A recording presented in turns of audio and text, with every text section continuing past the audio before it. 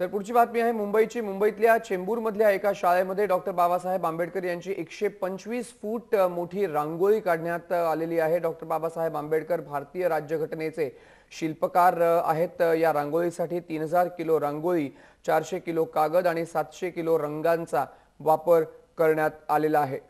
यासाठी 100 बाय 200 फुटांचा तंबू उभारण्यात आला असून 8 जणांनी 7 दिवसात मिळून ही रांगोळी पूर्ण केली आहे। या रांगोळीतून शांतीचा संदेश देण्याचा प्रयत्न करण्यात आल्याचं आयोजकांनी म्हटलंय।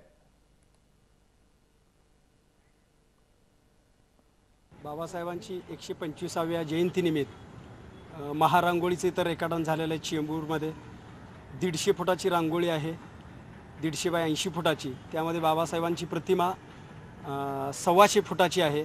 तर त्यासाठी 3000 किलो रांगोळी, 400 किलो पेपर आणि 700 किलो रंगांचा वापर झालेला आहे। या रांगोळी रेखाटनासाठी मी व माझी टीम जवळजवळ 7 दिवस आम्ही इथं मेहनत करतो।